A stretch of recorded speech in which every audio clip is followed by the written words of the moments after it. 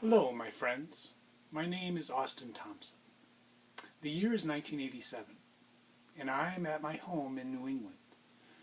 An old friend of mine, who I haven't seen or heard from in a very long time, suddenly reappeared on the news tonight.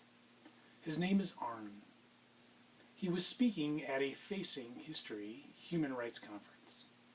The segment highlighted the humanitarian work that Arn is doing. He has always been a humanitarian in my eyes. Arn and I went to high school together in Whitefield, New Hampshire. My life was not always easy growing up.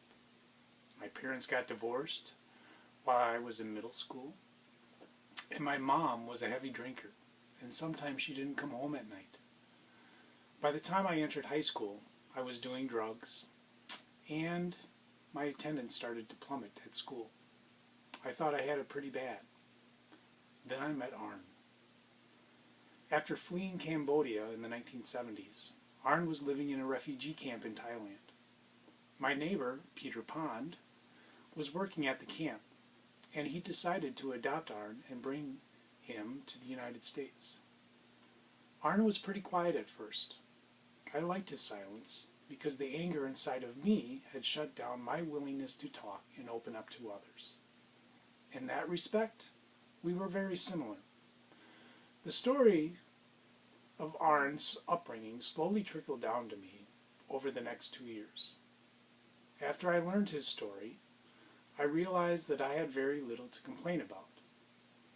Arn's story proves how much the human spirit can endure and eventually overcome.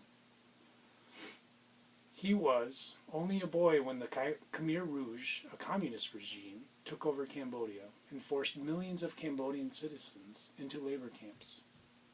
Most of his family members did not make it. During that time, Arn witnessed fellow prisoners dying from malnutrition and disease. He was forced to watch others being brutally murdered. At one point, Arn had no choice but to join the Khmer Rouge forces. Luckily, he somehow escaped and stumbled across the border into Thailand. In the end, close to 2 million Cambodians died. It was one of the worst genocides in human history. Somehow, Arn survived and lived to tell his tale. After hearing his story, I realized that I could overcome the hand that I'd been dealt when my parents divorced. Thank you, Arn.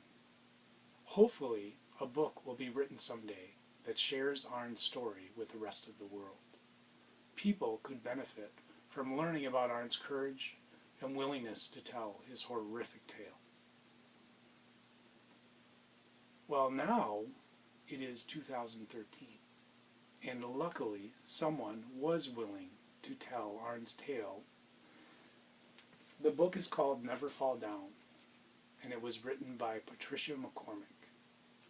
It is a very powerful book, sometimes disturbing, but in the end, it makes you realize how lucky you are to be alive. And it also makes you realize how much the human spirit can take. Thank you.